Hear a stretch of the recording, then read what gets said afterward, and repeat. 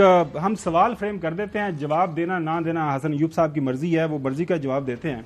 हसन अय्यूब साहब आपने कल प्रोग्राम के अंदर भी अच्छा खासा वक्त इसके ऊपर लगाया, अच्छा फोकस किया, और आज भी आपने ये कहा कि एक साबिका chief justice Lahore high court Bhatti साहब जिनके ऊपर आप ये इल्ज़ाम लगा रहे हैं चूंकि उनके दामाद पीटीआई के अंदर हैं, उन्होंने इलेक्शन कमीशन को रोका हुआ है कि वो काम ना करें, एफआईए को जो ज़ाहिर है इनको हुक्म दिया था इलेक्शन कमीशन व्हाटएवर। तो अब उस हुकूमत जो गैर आइनी और गैर कानूनी जो फैसला है उसके अगेंस्ट क्या हमारे प्रोड्यूसर ज़ीशान बाबर साहब ने जो है पिटिशन डालनी है, या हमारी जो सैर शाह रिसर्चर साहबा उनको मैं रिक्वेस्ट करूं कि वो एक पिटिशन तैयार करें कि वो जाके फाइल करें on behalf of government of the day कि ये एक ऐसी सियासी जमात जो बाहर से पैसे लेके मुल्क के अंदर दहशतगर्दी करती है, उसके खिलाफ जो इन्वेस्टिगेशन जो तहकीकात होनी थी उसको एक साबिका चीफ जस्टिस साहब ने, जिनके बाद दूसरे चीफ जस्टिस आ गए हैं लाहौर हाई कोर्ट के अंदर, वो एक गलत गैर आइनी गैर कानूनी फैसला करके गए हुए हैं, तो उस फैसले को हटवाना है। ये किसकी जिम्मेदारी है, किसके साथ आप ये जिम्मेदारी डालेंगे? देखिए जी, माजी के अंदर 8 या 9 जो है वो सुप्रीम कोर्ट में ऐसे जजेस आए जो कि अडाक जजेस आ चुके हैं और मुख्तलिफ अदवार में आ चुके हैं, जिसमें जस्टिस खलीलुर रहमान रमदे साहब भी शामिल हैं, जिनको 1 साल के लिए अडाक जज बनाया गया था।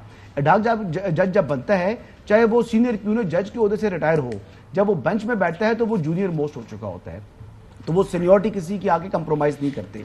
अब मेन बात जो आ गई जी, यहाँ पर जो अडाक जजेस की तैनाती के हवाले से मामला है और इस वक्त जो तनकीद की जा रही है, आपको मालूम है कि इस टाइम तकरीबन 60,000 को टच कर रही है पेंडेंसी जो केसेस की है सुप्रीम कोर्ट ऑफ पाकिस्तान में। तो सुप्रीम कोर्ट ऑफ पाकिस्तान माजरत के साथ आम आवाम के मुकदमात को सुनने के लिए, उनको प्रायोरिटी देने के लिए बैठी हुई है, ना कि वो सियासी नोयत के मुकदमात सुने। अदालतों का काम नहीं है सियासी मामलों के अंदर उलझने के लिए। और माजी में ये हमारे मोअज़्ज़ज़ जस्टिस अतर मिल्ला साहब मुतअद्दिद मरतबा ये बातें कर चुके हैं जी कि इसमें सियासी मामलात में अदालत को क्यों लेकर आ रहे हैं। अच्छा, अब आगे चलते हैं जी। अभी मेन और सबसे अहम बात यह है कि 4 अगर जजेस आएंगे तो वो अपना हल्फ उठाएंगे कि हमने आइन और कानून के मुताबिक, यानी रिटायरमेंट के बाद वो एडाक जज बनने जा रहे हैं, अगर वो अपना आइन और कानून के मुताबिक जो है वो फैसले करने का हल्फ उठाएंगे और अगर वो रिटायरमेंट की उम्र के बाद भी अगर डंडी मारेंगे, इंसाफ नहीं देंगे, तो फिर वो खुदा के मुजरिम भी बनेंगे। तो ये चीजें ऐसी हैं कि कुछ लोगों के ऊपर आपको एतमाद करना चाहिए। और जस्टिस मशीर आलम ने अपनी सेहत की खराबी की वजह से उन्होंने ये खत लिख दिया है और उन्होंने कहा जी कि मैं कुछ चैरिटी वर्क भी वो कर रही हैं। नाज़रीन, अभी स्टोरी की तरफ बढ़ते हैं। पाकिस्तान के अंदर बदकिस्मती से आपने देखा ये सियासी लड़ाई तो जारी सारी है। दुआ है हमारी के इसके अंदर कोई इस्तेहकाम पैदा हो, हालात बेहतरी की तरफ जाएं, लेकिन अब जो हालात आप देख रहे हैं मजीद तकसीम दर तकसीम जो है हमारी सियासी जमातों के अंदर लड़ाई बढ़ रही है और हर जगह के ऊपर। इसके साथ साथ जो चीज़ सरफे नज़र हो रही है, जिसके ऊपर फोकस नहीं हो रहा, जिसके ऊपर तमाम सियासी जमातों का फोकस होना चाहिए, जिसके ऊपर तमाम इदारों का फोकस होना चाहिए, वो है गरीब आदमी की जिंदगी। पाकिस्तान के अंदर इस वक्त जो बिजली के बिल हैं, जिस अंदाज से बिजली की कीमतें बढ़ रही हैं, वो पूरी मेरे ख्याल में हम देख रहे हैं कि रीसेंट हमारी जो सियासी पॉलिटिकल जो हुकूमती तारीख के अंदर ये कभी ऐसा नहीं हुआ। आपके सामने खबर रखते हैं नाजरीन, ये देखें दुनिया अखबार की खबर कि आईपीपीज की वजह से पाकिस्तान महंगी तरीन बिजली पैदा करने वाला मुल्क, फी यूनिट 80 रुपए। ये आपके सामने नाज़रीन, आपके सामने कुछ हकायक रखते हैं कि पाकिस्तान क्यों इस तरह की बिजली पैदा कर रहा है। कमर्शियल सार्फिन को 80 रुपए फी यूनिट के फैसले ने पाकिस्तान को दुनिया में अनोखा मुकाम दिला दिया है।